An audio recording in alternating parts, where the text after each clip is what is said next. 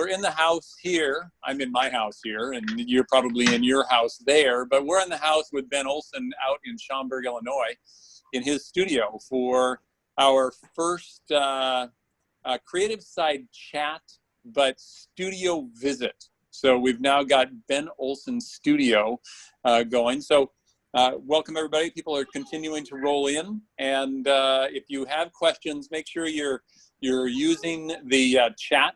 You're going to be muted to begin with, but go ahead and use the mute or the chat down at the bottom or somewhere you can find it. If you can't find it, then just wave your hand in front of the screen and we can all be there together. But Ben, are you ready? I'm ready.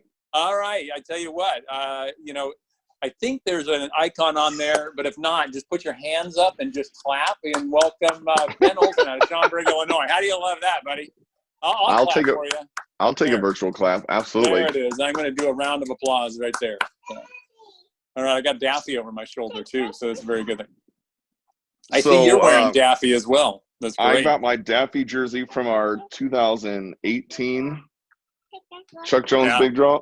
Hold on, dude. I'm not taking your socks off. Go. You can go jump in the ball pit. All right. It's a family event. It's a total. It is a family. Event. Yeah. Well, get ready because it's the studio is built like a fun house. Yeah. So I figured I would start off in the library in the front for people who have not seen the studio. And I've surrounded myself. I moved in here almost 6 years ago. I have a wicked awesome landlord in Jim Schumann, and who helped me do all kinds of stuff and open this whole place up. And what was big for me and what I wanted was a library type area where I could house all of my books. So I've been collecting books on creativity and art and writing and you name it for a couple of decades now. And so I have hundreds and hundreds of books. And thanks to Robert and Michael, which you'll see your books in here because I have them now displayed very nicely on the shelves. This is all kind of the inspiration that I like to take from, and then I mentor students and they can come in and check out whatever they want and use that as well.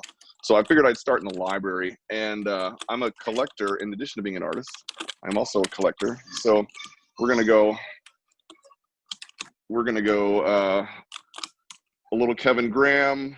We're gonna go Dr. Seuss in his secret art, which is amazing. And then this is just a selection of books, Legos, other people's artworks, screaming kids in the other room. I've got Tim Rogerson, who I absolutely love and I think the guy is brilliant. So I've got James Coleman, and then that's one of my students that I mentor, Kat. She did that when she was 13. Jeez, that's ridiculous. That's nuts. It is ridiculous. So in the library is where I also do the teaching.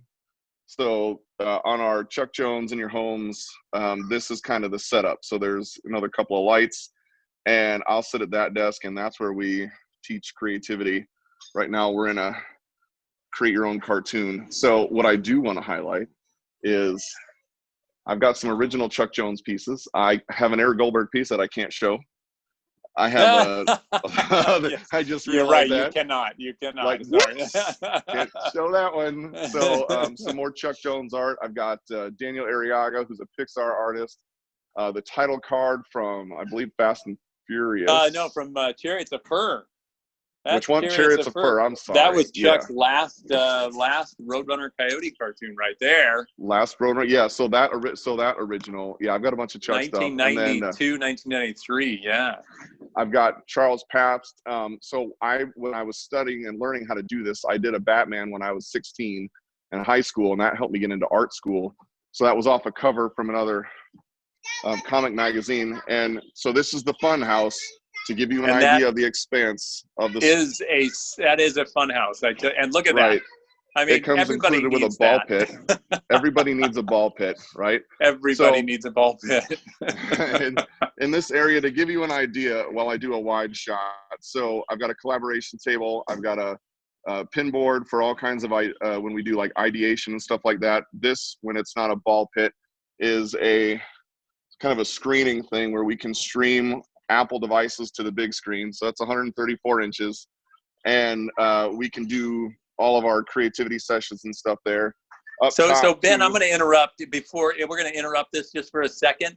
You know, most of the people here know you as the founder of the Chuck Jones Center for Creativity out in the Chicagoland area. They know you as an artist. They know you as a just wonderful guy. But I don't think most people know exactly what you do.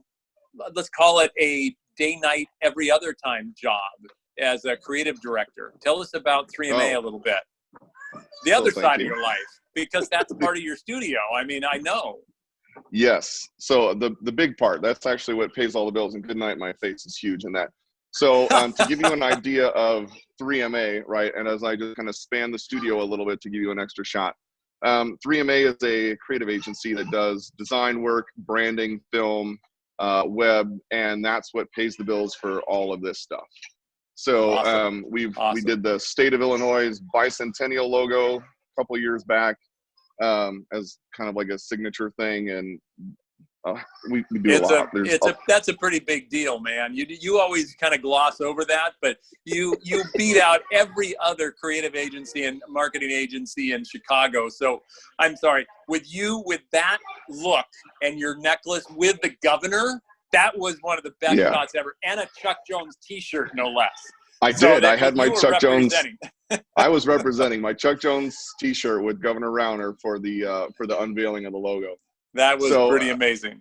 So that's what kind of like, to give you, we host parties. We've got a full kitchen. We've got our workstations and all that kind of jazz. Up top, if you see, that is a bunk bed next to the Jackson Pollock area. So there is a bunk bed up there, which my kids like, oh, we've got a vintage pinball machine, care of Mike Alagna.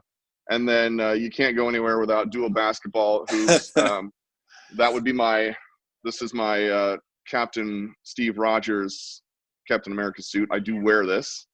It is legit. And you wear it well, I must say. Well, thank you. I wear the girls, so it sucks it in. But this painting was done by RC so we had Red Dot Chicago, and this painting was done by RC, who is a ridiculously talented artist. And we're going to be donating that to a local community center here.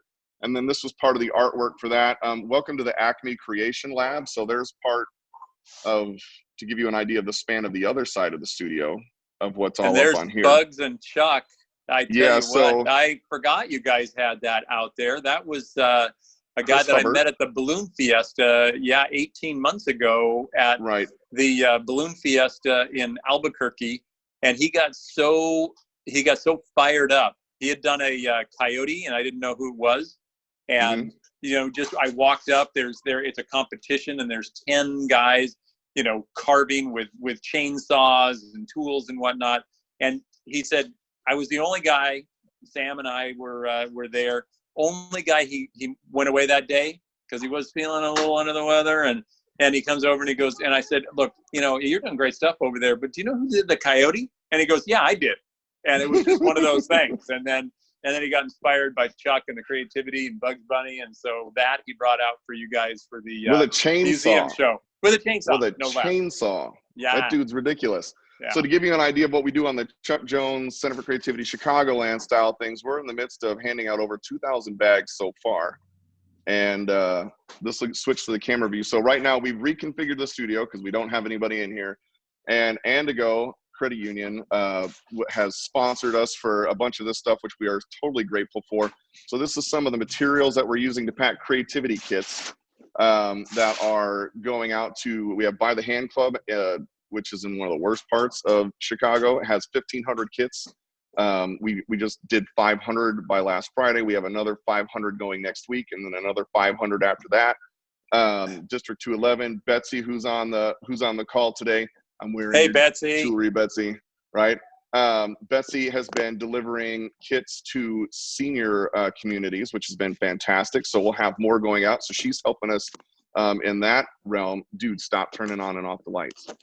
And so to give you an idea of like just the space, here's how it throws down. This is the other side of the studio, which has all kinds of goodies, including some fantastic Chuck Jones artwork. So this is kind of you got some good stuff over there. I forgot. I know where all the good stuff went. I have two originals from Daniel Killen. How ridiculous is that? Nice. It's hanging on the walls. Hey, how So, long did it take RC to do that painting, that monster? 8 hours. That's ridiculous. That's insanely ridiculous. Yeah. If you find RC, follow him on Instagram. You should look at the stuff this guy's doing. It is ridiculous as I pop this down. So yeah, it's kind of nutty. The guy's super talented and couldn't be a nicer guy. So he came out for Red Dot. Him and his dad spray painted the crap out of that thing, and I watched him do it and was just in awe of what he came out with. So that is very cool. But now you're in your painting studio, so I mean, I know it all opens up, and I've been a fan of your painting since the first time I came out there years ago. And just to give you a little bit of history, Ben and I not only worked together with the Center for Creativity as an artist with Linda Jones Enterprises and Chuck Jones Gallery, but we met at an art show 10 years ago. No, now it's 11 years ago, I believe. 11 years ago. Yeah, and the only way he really liked me was because I had Oscar with me. And so, you know, he wouldn't give me the time of day, except that I brought Oscar with me, where obviously all the Oscars come out of Chicago. So we went back home with Chuck's Lifetime Achievement Award. And we met at an art show out there, and it was like kindred spirits from that moment. And it has just continued to evolve, and so we have stayed close. The Center for Creativity is blowing up because of Ben, and your art has always been I've been a huge fan of that. It's been one of the most. Actually, I don't like you very much. I just like your art a lot. So how's that? That's okay. That works. All right. So talk about your art. I mean, you're classically trained. You love to paint. It's a lot of the same things that I heard from Chuck.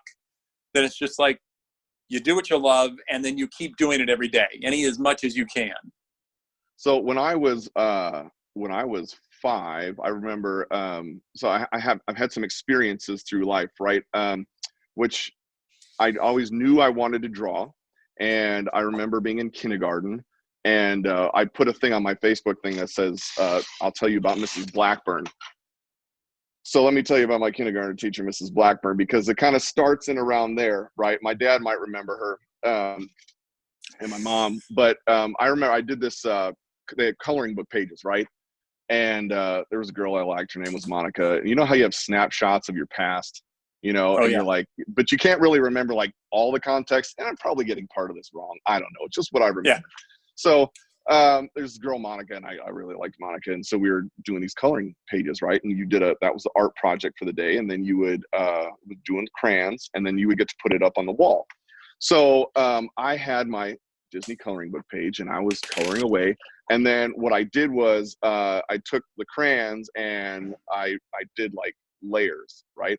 So I'd color it normal, and then I would do like red over and then blue over and all that kind of stuff. And then I took scissors and I scratched lines out, right? To make like a thing. And how old is this? I was 5. Yeah. Now, that sounds normal. Someone gave me scissors at 5. That's great. Yeah. I know. The fact that they give me scissors now when I'm 40 is ridiculous. But yeah, I think they hid them all from me. But so I remember doing this and finishing it. And I don't know if I was coloring inside, outside the lines or whatever. I just did this thing. And I remember specifically because my my coloring page got put up underneath everybody else's, right? Like other people's. It was literally covered over. And my teacher said, well, you did it wrong. Don't tell Ben. Oh, yeah. I'm like, as my parents will attest, I'm not the easiest person when that comes to that. So like I'm going to kind of follow rules. So I did it wrong. I was supposed to color it normally, right? Not do whatever it is that I did. So that got put up under somebody else's stuff. And fast forward, I'm in elementary school, and we were living in Texas. We moved up to Illinois, and still loved to draw, that kind of stuff, and started getting into like comics and whatnot when I was in junior high. So I'd draw some of those things. And I was in 6th grade, right? Now, I don't remember my teacher's name in 6th grade. Now, wait, tell me Monica's still in this picture. No, Oh, darn it. I wanted more on Monica. Anyway, go ahead. Wouldn't it be awesome? And I'm like, and 30 years later. And Monica. Right. So He was on that was, Friends. Yeah. Go ahead. yeah, that was kind of just like a passing thing. You know how kindergarten romance goes. Oh, So yeah. yeah, she was probably onto the next best thing. And so anyway, I'm into like 6th grade, right? And in order to get into 7th grade art, you had to be recommended by your 6th grade art teacher because it was not open for everybody. And man, I was going to town on all the art projects. I remember the last one we did was like you had to do a tree, and you had to do it out of like silver pencil and stuff like that. And so I did. I was doing all the art projects, and I had told my teacher, I really want to be in 7th grade art, right? Please put me in the 7th grade art class.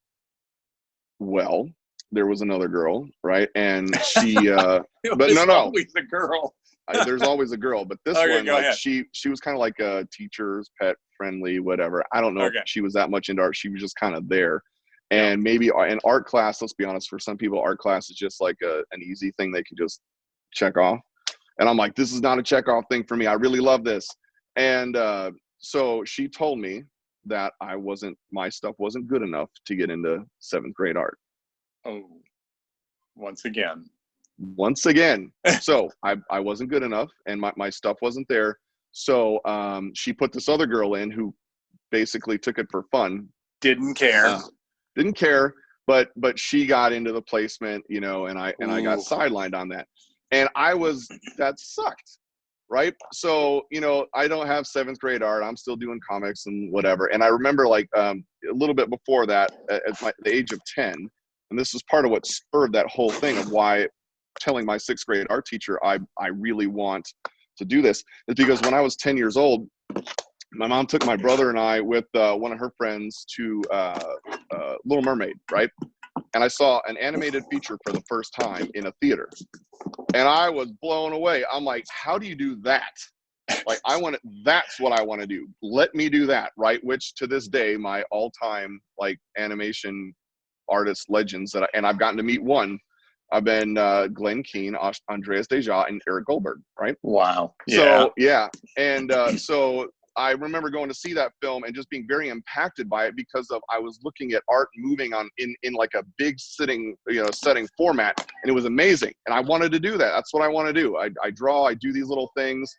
And so 7th grade was a wash art-wise, right? And I get into 8th grade art. And now what I've learned recently is, because I tried looking her up, I believe my 8th grade art teacher has passed away, which is sad because forget my kindergarten teacher, Mrs. Blackburn, right? Forget whatever her name is, 6th grade art teacher. My 8th grade art teacher looked at what I was doing, and I was the same thing with her. I'm like, I love doing this and whatnot. And she let me use whatever I wanted. Like, I would always have the projects done in class, and then I could go and use whatever supplies I wanted to use to make whatever it is I wanted to make, which was awesome. I loved her. Yeah. And you know what she did? She submitted 2 of my pieces without telling me. She submitted 2 of my pieces for awards, and I got first place on both. Wow, nice. And she didn't tell me until she got me the award, and she's like, by the way, I entered your stuff, and here you go. Right? And so my 8th grade art teacher, like, not that I would have not done this and not still wanted to be creative and do all these kind of things, but it just goes to show you, and there's a Chuck tie into this, why it's so important, right, to like foster that, because you never know what it's going to turn into, right? But the whole like a no can kill a yes, you know, with the no drop on thing, right? Yeah. So I got into 8th grade art, and I had a blast with it, and that propelled me into my high school years, which was Mr. Rhodey. So like that Batman piece that I did, like that was the dude let me use whatever I wanted. Wait, that Batman piece was yours that we saw? Yeah, I did it when I was 16. I thought you were just referencing that you did a Batman. I forgot that was your Batman. That's amazing. Yeah. So that, and I'm like, I know, like, I want to do this. Like, I want to be an animator for Disney. I've known this now for a while. So he let me use anything, and he taught me stuff in oil painting. He taught me stuff in acrylics. He let me, for the first time in like 1995, I'm using this thing called Adobe Photoshop. What the heck is that? Right? And I have this mouse that I'm clicking, and then he's like, you should try this tablet. And I'm drawing on the screen, and they're letting me do digital art all the way fast to where like Toy Story's coming out. And in 1997, my senior year, I had mostly independent study art classes, 1 English, and I think like a gym and an early dismissal. and they let me have computer and art all to myself. And I got to learn Ray Dream Studio, right? For those of who might remember a Ray Dream Studio. And I animated this little beaver creature that I made to the music track of the Bee Gees, right? And that was the thing. So I had to learn lighting, how to move this thing and animate. And then like, all right, when you're done, you then have to write all this stuff down so that we know how to like go forward with somebody else in the class. Desktop publishing, blah, blah, blah. So I got to do all kinds of things. And then you get to Chuck, right? When I'm in high school, the high school libraries have way more than the junior high libraries, right? And I have this book, right? And I'm looking through, and my parents would let us watch Looney Tunes as the good parents that they are. And right, and I grew up on like 3 hours on like whatever channel that was every Saturday. So I was in my library and I found this book, and it was Chuck Amuck. And I'm like, that's kind of odd. And I looked at it, and Bugs Bunny's on the cover, and I'm like, all right, well, maybe I should look at that. That's cool. And I realized that the guy who like has been a part of my childhood for the last however many years, this is the guy who did the films, right? So this drawing on page 146 of Drip Along Daffy, right? Yep. For whatever reason, that's the one. As I'm flipping through this book for the first time, and I draw Drip Along first. I've looked. I think I've got it at home, but that's the first sketch I did out of this book was Drip Along Daffy, and it was off page 146, right? Wow. So I'm going through and I'm looking at all this stuff, and I'm just amazed, and I'm like, oh, look at all that goes into it, because I want to do this. So, and then of course, you know, you have The Illusion of Life from Ollie Johnston and Frank Thomas, and I get exposed to all that kind of stuff, and it just propels to where, so like I showed you some Tim Rogers and stuff. That dude got into Ringling School of Art and Design, and by the way, he is a stupidly talented artist. Yeah. I got into Ringling School of Art and Design also, and I remember like I applied to a like RISD and that one and some others, and I got into this school. This was the one I wanted, right? I wanted Sarasota, Florida. I wanted that Spanish tile, like open art studio, dream come true with a white sand beach and blah, blah, blah, right? And I was stoked because I got in. And I was, and which to me validated that I was good enough, right? I was good enough to get into a juried art school, and like not just an art school, but like Ringling School of Art and Design. Top. Yeah. And so I was stoked, man. And then, however, you can be stoked, and then you can have a $40,000 a year tuition bill that you're like, I'm not that stoked. So I couldn't afford really to go, but I did get in, and I ended up going to College of DuPage here, and I had some really great art professors. Like which proved to me that it doesn't necessarily matter where you go, right? It's all about the quality of the instruction that you get. And man, they poured it out on me to the point where I was supposed to graduate, but I didn't, because I kept taking art classes, and my parents do this whole graduation party thing because my brother graduated high school, and they're like, oh, guess what? After 4 years, you graduated a 2-year school. No, not really. So that is kind of like, whoops, you know. That's pretty funny. Still haven't graduated a 2-year school, but hey, so Ben, what is in the background there? I keep, I think, the Flintstones thing going on. It flashed up on the screen. Oh, is that the other camera? It keeps moving on my screen. Okay, I just have to interrupt and go, what the heck is that keeps popping in? That's my Dino for today. Okay, all right. I didn't want to, break your thought, but I was like, no, you wait can a minute. Break my thought. Okay, okay, maybe it's time to show, because I can only see a tiny little thing over here. Scott, well, can you spotlight? Okay, there it is. I've got a pop art style. Like, let's bring it all the way forward, right? What I wanted to get into, where life takes you, because the good Lord says, that's not your path, this is your path.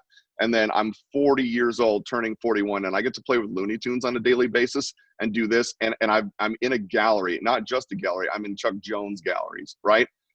So it just goes to show you never know where you're going to end up. And man, I couldn't be more thrilled. So this is my Dino work in progress. That's so cool. I love when I found out you guys had the Flintstones, this is the first thing I wanted to do. I want to do another one after this that involves Dino and Bam Bam and Pebbles. But so what I do in my pop art style, this is all acrylic. And what I do in this style, like I've got, you know, the Wallasso and Devasso and Bagasso, and I've got, I think Marvasso was the first one. But this pop art style, I love the juicy, rich colors. I love happy, joyful colors in this, right? So how I do this is it's a base. So I've sketched everything out. I've striped everything out and painted my base layer. And then what you can kind of see here in these stripes is I will then go through and do a gradient that goes from like a darker color to a lighter color. And then I'll pick my stripes. So that's how this starts. And then from here, I keep building on it. So what I'll show you today is kind of like the magic behind it, because when I first figured out how to do this years and years ago, I thought I was cheating because I was using tape. And until I was talking to like Mike Kungle, who's way awesome, and he was like, dude, it's fine to use tape. And I'm like, well, if you said it's fine to use tape, then it's fine to use tape. And so I'd sketch it all out. I do all this, and then I'll tape off here, and then I'll do the brush work in between, and that's where I can, and then I'll remove the tape. So like when I'm like at the end of my, you know, at the end of, that's just from doing this here. And then I just kind of tape it to the side. So this is what Dino is. And then I'm going to do a little work on this today to kind of show you how that works. And then also, finally, because I think I submitted this sketch like 4 years ago. Ooh. Oh, yes. So I've got a fine art style more. This is oil. So that's acrylic. This is oil. And in the oil painting, I like to do this kind of effect, because what I love about oils is that I can continue to work them over and over again. And the blending of things. I love the blending of things. So this is my Robin Hood Daffy piece. And what I love about Robin Hood Daffy is specifically what Chuck brought to Daffy was that personality of it wasn't just wacky. Right. And I love his quote of like, you know, we all want to be Bugs, but really we're Daffy, you know, and that's true. Right. So this dude who's trying everything he can. And what I love about it is Porky is just, you can't not laugh at what's going on. If I was Porky, I would be laughing at Daffy nonstop. So Daffy's got a pose, and you can kind of see the sketch out. Can you bring it a little closer to the camera? It's really, for me, I can't see it. I'm blind anyway. Little higher on Porky, So or you can, there you go. Oh, I can see. Oh, so you got in a pose. Yeah. Just and then I've got my Porky here. Now here's what freaks me out about this. All right, I painted my background, and I do all my background work first. And what I used to do is I would paint around the character so that I knew where my sketch was. Yep. Well, after watching guys like Rob Kaz and some other, you know, that they would just do the whole background and roll with it and then paint on top, I'm like, okay, well, maybe I should just try that. Yeah. Right. And so let's layer this thing, and it freaks me out. So what I had to do is I have to sit there and I have to continually sketch these guys to get my poses right. So here's my Daffy, right? Oh, and nice Daffy. You know, my Chuck's quote of like, you got 100,000 bad drawings. There were about 40 of these bad drawings before I got to this one. Nice. Right. And then I needed my pose for Porky. So there was my pose for Porky. Right.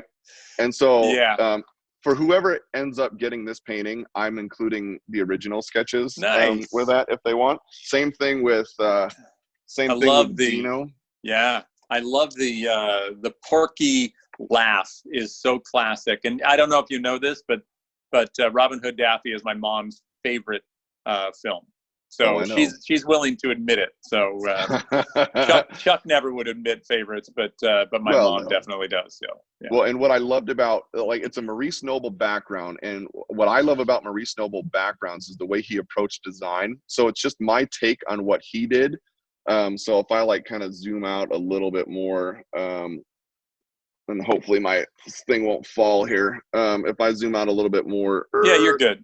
You're good. Am I good? All right. So I'm just tighten this down. So anyway, we're gonna work on. Where are you gonna be working on this? Are you gonna work on this one or the Dino, or what are you gonna be showing us? I'm gonna go Dino, and then I might switch back to this. So I gotta tell you, I love this. That tree is just amazing. The background, that's a great style. Thanks, there was a Roadrunner or a Coyote that you did early on, and and it's just on my memory, but don't remember. But the same style, that painterly style, and I think that was one of the ones where I went, dude, you can paint. So you can really Yeah. paint. It's awesome. Be like, hey, Yeah. So I love, so here's the original sketch for Dino, right? So that's the original sketch there. So if somebody gets this, I will slice this out of my Moleskine sketchbook, which I don't really ever do. So I tell you what, Ben, before you start, actually, you can start getting prepped there, but I'm wondering if anybody's got a question in the chat. If you got questions in the chat, I got Max who said that he would like to have Duck Tweasy as his background. Maybe we can find a Duck Tweasy somewhere. By the way, we do have backgrounds for Zoom listed on the website, so that like this guy here, I went to the wrong side, but you know, where you can download it and do your stuff. So yeah. Yeah. So here's the magic, but here's the wacky magic, right? It's literally masking tape, and I've got to, once my design is down, I've got to. I found out that specifically on canvas, because it's, you know, like you got the bumps and stuff. If I didn't do a layer of paint first and I try to like really seal this down, sometimes paint would get up underneath. And when I'm blending back and forth and I remove all that paint to try to go back in and touch up that color to make it a smooth, clean line is a pain in the butt. So I realize that if I get my base color down first and I have something to better seal it with, that I don't really necessarily have as much of that problem. So this is the biggest one I've done so far is, I think, Devasso, which was 36 by 36, and somebody bought that one already. Wow. And the funny part is there was glow in the dark paint. What? Oh, is that right? I tell you what, I've seen my mother get aggressive with different works of art and production and whatnot, and it just makes me cringe. But I guess as an artist, you're like, hey, I got to do what I got to do. You got to do what you got to do, man. You got to do. Yeah. So the funny thing too is if I can pick the right width of tape, I don't have to worry about it. It'll actually fill that line perfectly. So I'll do this, and then once I'm done with this thing, I'll get in and I'll paint that stuff, and then I'll strip it back, and then you can see, because it comes across like with this effect. And then the last piece to it, and I don't know if you have, like, I'm sure I know I think we've got some images and stuff of other pieces that are in this style, but the finishing touch to this, once I'm done with all the gradient, is black lining, and it seriously is like inking something, because I've got to wet down my black paint and get it to like enough of a consistency to where I can take a flat brush and I can almost like a calligraphy pen swoop up with one line so that it's super clean, which can be a nightmare sometimes because it doesn't always go the way you want it to. But that's the end result to all this will be black lining. And what I love about this style when I started pulling this off was line weight and variation of line weight, and just different ways to do things. So, all right. So there's that, right? And because my memory is... Hey, Scott Ryder, I know you're producing this thing. Can you, there are a few other paintings I know that we've got here while you're kind of prepping that. So can you see the spotlight here, Ben? The coyote? Yeah. Oh, so yeah. Yeah. Now, as we're going through, tell me about some of these things. So I think that one's still available. What I love about Chuck in his inking just blew me away, right? I love his inking. So what I wanted to accomplish in stuff like this was a little sense of that Chuck inking style. So this is the same kind of pop art, you know, that I'm doing here. I do the same effect. If you'll notice, all my backgrounds are teal because that's my color. So that's kind of like my signature color on all this. But all the striping and stuff that's done, that black line work is all just like, I've got to get the black paint the right consistency and then go ahead and like do the line work and stuff on it. And for the most part, I was doing a little bit with tape on straight lines. I don't even do that anymore. It's straight up, just freehand to get my stuff down right. And so that's what this one is. So this one, I think it's like a 12 by 12 or something. 14 by 14. Yeah. I love that. I actually love that. I missed that piece. Scott Ryder, do you have a couple others? Oh, there. See, I knew that all I do is ask Scott Ryder, and you can just roll through. I love this Yosemite. So there's this Yosemite one, right? Yeah. Yep. And then these were all the series of this was called Portraits of a Villain, and then Marvin was in this, but Marvin already sold. Is there another one after this too? I think. Oh, there's Marvin. So this is Steampunk Marvin, which you guys did a print of, a limited Love that. edition print. Yeah. Yeah, Yeah. I love this one. This was for I Red love Dot. this. Yep. So, all right, now Oh. what you can't see in this because it cut it off is I call this the Stache, and it's it curls at the ends. This is a something by 36. I want to say like an 18 by 36. Yeah, I love this piece. So if you see like there's a stripe like up at the top that mimics his mustache, and this was one of those pieces that was big, and I don't know, I miss that piece when I finished it. That is beautiful. Oh yeah, my so gosh. there's more on the sides, and then this is Bagasso. So if Bagasso, of course. Bagasso. Now, Wallasso, Devasso, and Marvasso are all sold. So this is the last one in the series so far. I want to try a couple others, but what I wanted was a Picasso style to my pop art, and what came across, which is, you know, eyeballs where they shouldn't be and all this other kind of stuff. And this is taken off Bully for Bugs, which is one of my favorite Bugs Bunny cartoons. So I did good. Bagasso off of what's it called, Bully for Bugs. Which one's the next one? Oh. You know what somebody just recommended, and this is a great idea. We do Jones Family Gathering in your world one of these years. Yeah, we got to do Jones. Yeah. I would totally do that. Okay. That's awesome. I do Jones Family Gathering anyway. I know, exactly. So we'll come to you this time. That's fantastic. So this is oil, right? And what I love, I can't stress enough of what I love about Maurice Noble and the way he approached design. And I love the pinks and the hues and stuff, you know. So this is my ode to the #1 rated cartoon of all time, What's Opera Doc. And I wanted Bugs to be looking right at you. I wanted the attitude of the rabbit looking at you like, I got this stuff, right? Like, look at what I'm pulling off. And then if you notice all the way up the stairs, just in the silhouette, because I did not want Elmer Fudd to be really super prominent in it, but I wanted that in, you know, that hint of him is he's all the way at the top just in the shadow, right?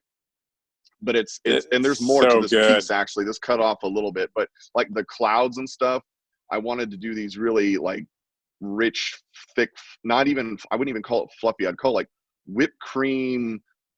I don't know. I could eat the cloud. I want to eat the cloud. That is just amazing. I don't think I've seen this one. I don't see how they get it into the system out here with me not seeing these things. I guess they were hiding it from me. But the clouds, that's the total west wind whoa and the east wind whoa. So this one, I don't know if you can see the full screen on this one, because on mine it cuts off a little bit. But so this is a boy and his dog, essentially, right? And the title of this one, I forget what the title is exactly, but this is all about Marvin winning.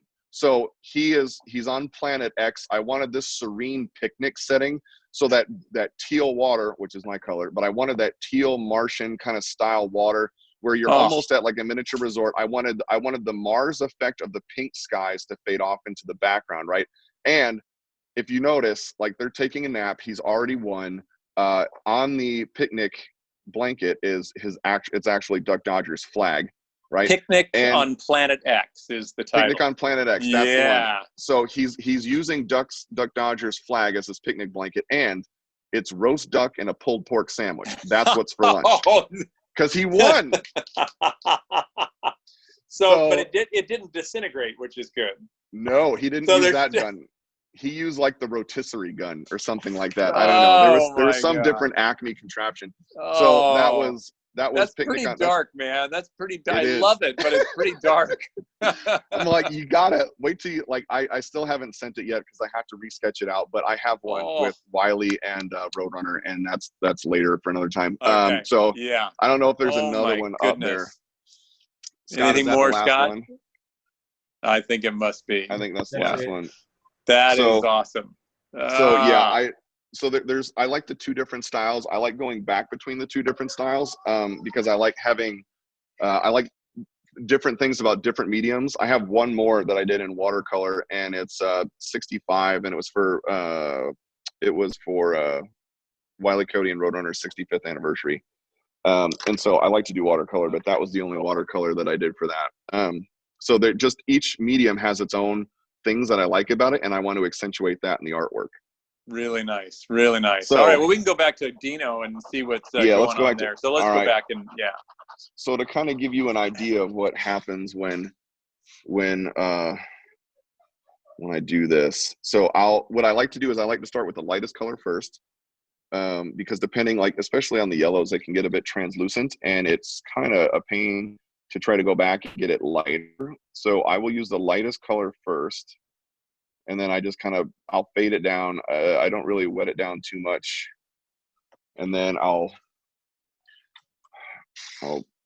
color code it. So so while you're doing that, just everybody, if you're on and you take a look at the chat, there's a link to be able to see Ben's entire collection that is on there. So if you want to click on that bit.ly link, it'll allow you to head over there and do it at the same time. So you can be zooming and perusing at the same time. Zooming and perusing. That's it. We'll call it Zerusing, maybe. Ooh, I like that. Zerusing. Yeah, we'll just be Zerusing. There's something that just isn't quite right about that, but I'm liking the intonation of it. I don't know. So what would you pre-mix your colors, and then you got a little thing there. Is that a certain Pantone color? Is it a certain what? Yeah. So if I don't know what the color, here's and this is just because my memory is kind of sucks sometimes. Like when I'm picking colors on this, I have so Dino, the purples, and real quick, because sometimes you see Dino as like this fuchsia and sometimes you see him as purple, so we're gonna blend both worlds. Sometimes I can get the paint right out of the tube. So if I'm looking for colors, where did I just put that? This one. So I will do like quinacridone violet. I may not even be saying that right? And I can get this. I love golden, by the way. I've switched over to golden because it's just a better paint. And so I'll use this, and I can get this color right out of the tube. So that's my dark color, but I cannot get what I want in here, which is kind of like a medium magenta, but I need there we go.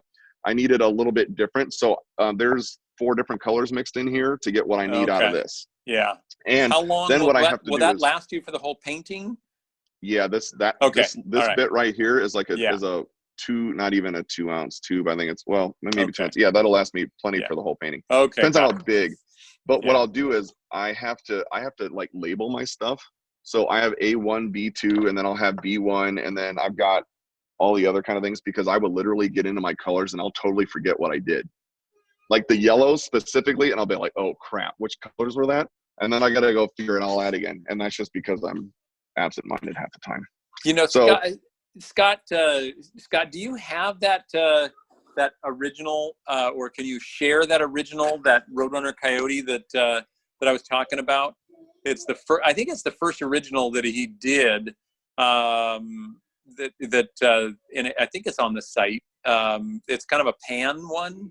If you have that, or I don't have it, but I can try to locate it. I think it may be on that link somewhere. If it's not, maybe one of the other team members can send it to Scott Ryder, and he can put it up here, because I just somebody privately asked me, it's like, what was the one that you talked about? And I'm like, I don't remember it, but it was one of the first ones. Am I right?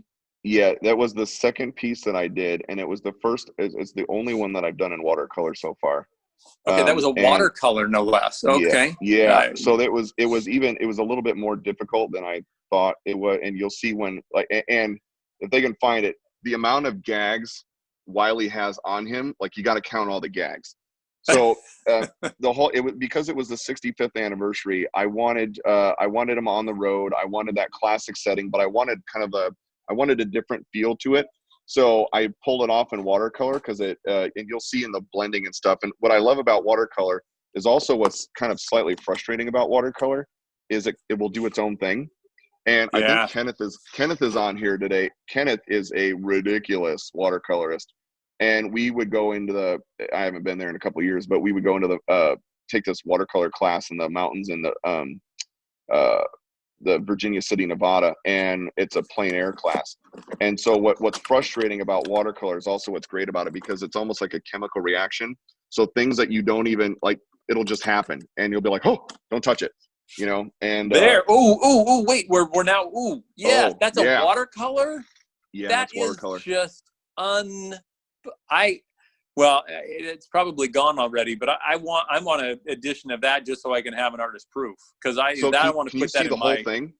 I can see from the back of behind all the gadgets and gizmos to all the way to because the speed, the 65-mile-an-hour speed limit, but it goes all the way back. He's dragging a bunch of gags behind him. He's got the rocket on him. Yeah, on mine I can see the full pan. Okay, that good, is because I can only nutty. see mine cut off. So in that, I've got a ton of gags in there, and then what I did was I only inked the characters slightly. That was it. So I did a little bit of inking and watercolor. Then the background is straight up just watercolor. There is no inking and stuff in that. But I wanted that 65 move, you know, like it was for the 65th anniversary. So this was the pose of I'm going to get you, and I'm bringing the entire arsenal after it. Wait a minute. I you know what? If I only I could make that limited edition, I would probably get that. Wait, I can. I forgot. I can do that. So yeah, that would be awesome. I think we need to do that now. So because I want one of the artist proofs myself. Would you sign it for me? Would you sign it for me? Would you do that for me? I totally, because I want to put that in my house. Literally, I want to put that in the guest room. I've got a spot in my mind, because now it's my office. It's not where I am right now, but it is in the guest room is my office. And I may never go back to work. I kind of like this whole thing of working from my studio and just have this thing. I've got a better view from this office than I ever had in any office I've ever had. So I'm kind of liking this whole thing. I come to visit you a couple times a year just so I can, go hang out in your little creative zone there. So I tell you what, that is awesome. What are you doing on your, there's, there it is. Yeah, can you buy what? Can I buy an artist proof of mine too? Yeah. Well, that's, I kind of like that one. Yeah, I know. Think about that. We just got to, find it and find the image of it and get that going, because that'd be good on paper. I like things. Chuck always said that the watercolors, and he loved doing oils, and he got into pastels later on, but he played around. There's some fine art and some whimsical things from the 40s and whatnot that we've done editions of Chuck's in. But as he got into his 80s, and I don't mean 1980s, but his 80s in the 90s, and he started playing around with watercolors again. And he said it was one of the most satisfying, but as you said, one of the most frustrating things that he's ever done, because he said, once you do something, it's there for good. In oils and other pencils, you can erase, oils and acrylics, you can paint over, you can layer. But once the watercolor's there, it's there. It's done. And you got to go light to dark, and that's it. Yeah. You don't go dark to light. I am amazed. For some reason, when I glanced on that image originally, I thought it was an oil. Because it is so precise, and it must have been. That one must have been a little difficult to breathe while you're doing some of those things, because you make an issue and you're done. And and you can't control it. Like I said, it's a chemical reaction. So you're blending and mixing colors, and you're just kind of letting things work on the paper. And as my buddy Kenneth knows, like you just got to let it go. And that painting, that number 65, was a passion project for me, because it was something that I wanted to get into, and I love Roadrunner and Wile E. Coyote. I love everything behind it. So to do that for their anniversary thing, like, that was a passion project. So I don't know if you can see this as well in the light, but there's a gradient in that light to dark. Yeah. Right. And that effect will go through this whole piece. So all of these stripes will have that dark to light gradient to it. The only thing that will be a solid is the teal. So the teal sky will just be a solid teal. And then I'll go in and I'll do the purple. I have to let this dry for like a day, because the thing with acrylics, because it's kind of like plasticky, is if I go down and I need to put tape over to get that line solid. If I go and remove that and it hasn't dried long enough, I'll actually peel that up, and then I have to redo it again. So I'll let this sit overnight, right? And then I can come back tomorrow, and then I can pop these in. So usually what I do is I plan out all my stripes. I'll do all of these first, all the magentas, and then the same day I can do the yellows, and then I can pop his nose. and I can get 40% of the painting, right? Where I can lock that in once I get into this mode, and then I have to let it sit, and then I can come back and I can do like another 40%, and then I have to let that sit, and then I can do the last 20 in color. Then I go back and I do all the line work. So the line work itself is semi-stressful because if I make a mistake, I'm kind of screwed. And I have to go back, especially if I'm doing black on this lighter green. To build up that green to cover up my mistake is a pain. So you really do have to get it like right the first time. Well, this is what happens. The user just was saying that Dino is the cutest dinosaur ever, which I would have to say. Who wouldn't want a pet Dino? Who doesn't want? Yes, you know, that sound that was actually Mel Blanc, I believe, that did Dino's voice. And so, because I remember when they actually used the actual recording in the remake, in the CGI remake, and I guess they didn't get permission from Noel Blanc to use that. So, is that my dad? Yeah. Okay, let's talk. So yeah. But also, Max said that they're gonna go in and they want to get that Marvin that you were showcasing. Which that Marvin? Print. The Marvin, the print, the print steampunk. The steampunk. I got to tell you, when I saw that, and we had people battling over that. It red dotted that year. There it is. Yeah. Because it red dotted pretty quickly, and I had somebody come up to me later and like, oh, you know what? I'm sorry, I didn't know that I could just buy it. And I'm like, okay, well, we're going to make a print of it, and he'll embellish it. That was the artist-proof one that we did, where you embellish the heck out of it. So, well, I remember we were in San Diego and a woman bought it, and Mike asked me if I would come. Like it was a JFG thing. Oh, that's right, yeah. And it's like, hey, do you mind? I'm like, I don't mind. I'm like, somebody wants to buy something, I'll go sign it and whatever. So I have this Steampunk Marvin helmet that I draw on the back that I actually want to make into a 3-dimensional piece at some point. That'll be good. So I dig all that stuff. That's kind of fun. So what is let's see, somebody was asking what the size of the Roadrunner watercolor is. Do you remember? That was was that like a 14 by 20 or a 12 by something? 12 by 20. Okay, boy, did I hit that right. Somebody, yeah. Good job. You remember? I don't remember. One of my team said 12 by 22. Oh no, my eyes aren't that good. 12 by 22. So that's a great size. Yeah. Well, I love, probably appropriate. Yeah. The detail in there, if I remember, was just incredible. But you know what came out? I did a first run of that thing. And my Wiley came out really awesome. My Roadrunner was totally not. It was on model, but it was off proportion, and it irritated the crap out of me because I had to. You can't. If you get it wrong, you're done, and you have to do it over. So I have it around here somewhere, and I had to start all over because it didn't work. And I already had Wiley done. I had part of the background done, and I had to start all. I was probably like 50% of the way through, and I had to totally toss it. Yeah. Well, sometimes that's what it's got to be, right? I mean, I didn't throw it out. So. Yeah, but it was that was the kind of the. But what was great about that was when I came back the second time, I realized that the background did not come out exactly how I wanted it to in the rock work, and I actually love the way the rock work came out in this way better. So I tell you what, as we're getting toward the end of the hour, I'm just I'm going to open this up. What's that? If you would like to ask a question or on audio, you've got a digital hand down there. Look in your area under, where is your digital hand? It's under. Scott Ryder, you can help me there. Where would they find their digital hand? I believe it's at the top of the chat. Okay, at the top of the chat, you can raise your hand, and if you want to, then we can spot. You can ask Ben. Ask me whatever you want. So, yeah. So we got a bunch of shy people. Maybe I'll just just scroll through. Oh, there's Acme has got one. Let's go ahead and Scott, why don't you showcase Acme iPad here?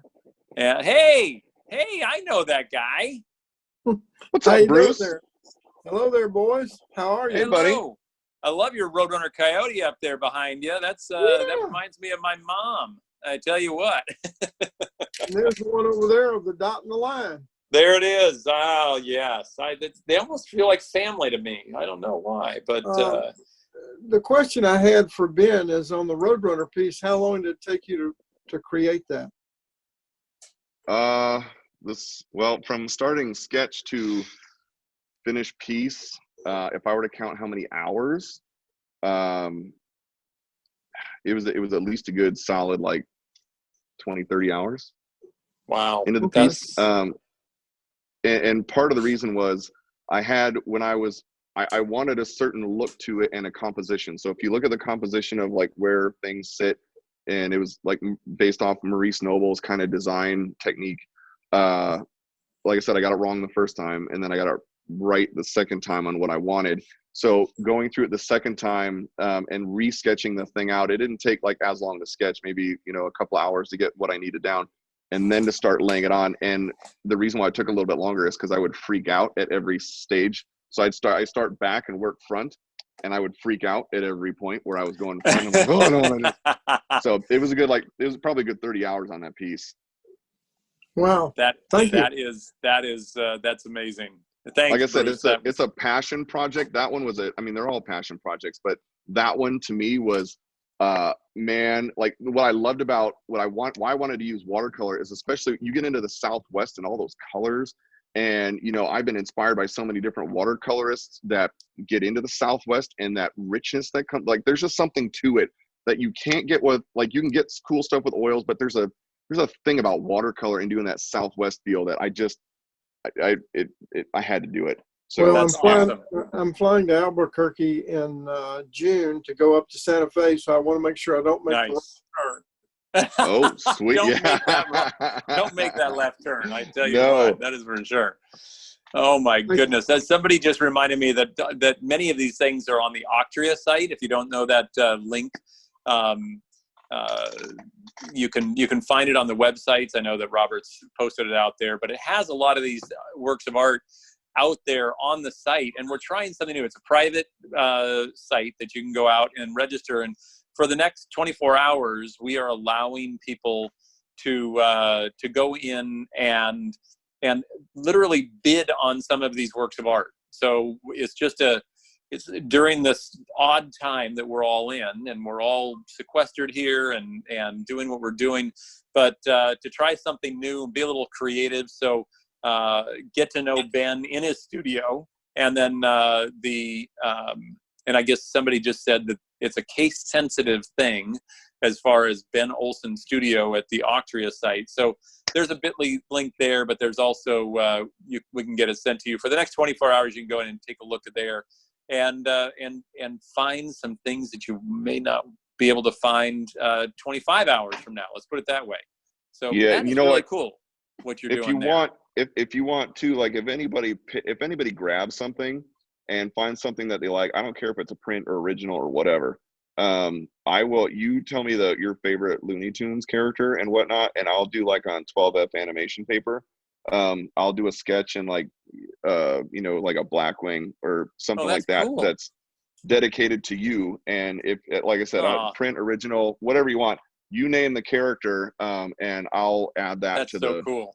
Well, what a great little option for the Ben Olson Studio inaugural tour, because we're going to have to come back and watch you work some other things. So does anybody else have a digital hand that they'd like to put up right now to ask another question before we sign off? Kenneth should totally ask a question. Kenneth, you've been called out. Kenneth, you've been called out. I don't know, man. We may just spotlight you if we can find you. There's Kenneth. Look at that. Hey, buddy. Nice. Is he unmuted yet? I'd like to know when you're going to find time to venture out to Virginia City with me again. I know. So I want to tell you something about this man right here. So there are a few people, I'm blessed to know a bunch of really cool and awesome people. And that man right there, Kenneth Carrozza, is not only one of the most, and I've worked with him in design, and I've gotten to paint alongside of him in Virginia City, where we were surrounded by wild horses, and I was the one who's like, I don't really think you should go into the pile. And I should have just let him go into the pile because it would have been awesome and nothing bad would have happened. And I consider him one of my dearest friends and someone creatively, like just creatively, who I aspire to be more like, because that guy inspires me on a regular, like that's a ridiculously awesome artist and creative. The way his brain works and then how he produces it in whatever medium. I have so much respect for that dude. All right, so Kenneth, I'm going to say like 2 more years and then we're good to go. Yeah. Sounds good to me. So, hey, Ben, have I seen his work in your studio? Oh, yes, you have. Oh, yeah. that's Yeah. Kenneth. So, I now got a face with Kenneth. That's awesome. I adore your artwork. I literally am blown away. Well, thank by you. it was on the back wall, right behind where the Arcia stuff is. I remember that, dude. That you are a rock star. I can't believe the detail that you get into your work. That is just amazing. And I know you're being shy about it, but wow. I kept sending 4 to 5 pieces out for every visual candy night that he had at the studio, and somehow 20 pieces ended up out there in his permanent collection. He doesn't actually show it. He just wants to keep it. So right. I'm like, yeah, sure. Visual candy night, whatever, my wall. Yeah. Right? Yeah. Hey, Max has a question. Let's unmute Max because it doesn't look like a digital hand, but does have a question. Yes. Hey, Max. So, I was going to ask, so my favorite character, I always liked the Daffy Duck stuff. Like, honestly, I think that's always been my favorite. Like, I've liked a lot of the Bugs Bunny stuff, but I think Daffy Duck has always been, like, my favorite. And I've always wanted to be a voice actor, so I've always loved Marvin Merchant's voices and, like, just all the voices. What would you say is your favorite character? Oh, Ben? okay. Yeah. Where do you go from there? That's a good question. My favorite Looney Tunes character is Marvin the Martian. I loved Duck Dodgers in the 20. Yeah, that jersey right there. That's right? the one right there, huh? So yeah. I designed the jerseys that we do for this and that one. The reason why, like, there was something about Marvin and his interaction with Daffy that, like, what you get the disintegration proof vest and everything disintegrates but the vest, right? The humor that Chuck put into those to that film was probably one of my first, like, real, like, that Rabbit Fire and a whole, like, you know, Fast and Furious and stuff like that. So Marvin, which, can I show my red dot piece? Yeah, go ahead. No one will know it's yours when it gets in there. Look at Robert. Look at Robert. Can I just give a hint? You can show. Why don't you show a quarter of it? Okay, hold on. Robert's mortified. You know what? That's why the people who are here get special insight to things that we're not supposed to, really share. But it's perfect. So I told, and Scott will attest to this. I showed my class today for our Chuck Jones class, right? And I'm like, you can't say a word, and you can't tell Robert either. Scott, you don't know a thing because you're not supposed to know who the artist is. So that Steampunk Marvin that I have, right, that was done for Red Dot. And thankfully, and it all benefits the center, which is phenomenal. And so far every year, like my Marvins have been red dotted. So have you seen The Mandalorian? Oh yeah. Like, I mean, come on. All right. I mean, so yeah. One of my all-time favorite scenes, I love that whole series, but when Baby Yoda eats the frog for the first time and you just see the frog legs going down, right? And so when I came up with this idea, I'm like, you know what? I need to blow it out this year. Like I did Marvin, I did A Boy and His Dog last year and that did really well and that got a dot and stuff. But I'm like, no, man, I gotta up the game. And I love The Mandalorian. So I wanted Marvin as the Mandalorian in his normal thing, right? In the Mandalorian ship. And I wanted a little Baby Yoda in there because who doesn't love Baby Yoda, right? And I did a Baby Yoda for my wife because she's all about Baby Yoda and stuff like that. And I'm like, Baby Yoda. But I wanted Baby Yoda levitating Michigan J Frog because he's going to eat the frog, right? And so there's a little salt and a little pepper, right? But that frog's going down. And I know it's like the whole Marvin roasted duck and pulled pork thing. All right. All Robert, right, you're not gonna freak out, right, Robert? Yeah, you know what? It's time for the okay. people that came in. So here is my red dot piece. So, You got salt and pepper. It's like kind of like a little tribute to Roadrunner Coyote as well. So Yes, that's it is. So he's levitating him right now. You can look at Michigan Jay's face. He knows what's going down. The dude's getting eaten, right? Man. And Marvin's just giving the look like, really? So That is just too good. This is oil on canvas. It's 12 by 12. And then if you look, like there's subtleties in like the machinery in the back. And then we got Planet Y because they just left Planet X, right? And then Planet Z is back here. So this is awesome. This is in his ship, and I took it off like a picture of actual Mando's ship. But so this is my red dot piece for this year. All the proceeds, and which is like Saturday. It's this Saturday, yeah. So it's this Saturday. And the bidding is open there on an Octria site as well. So Robert, can you share that? Yeah, I think it's Red Dot 10 or something like that, or Red Dot 2020 or something. So yeah, it's coming up. I know it is. So that's. So did I answer your question okay? I think Max is hanging out there. Yeah. All right. Good. Yeah, I think we're breaking up. First,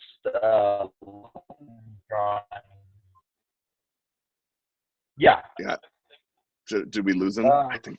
I'm not sure. I think we're getting garbled a little bit. But...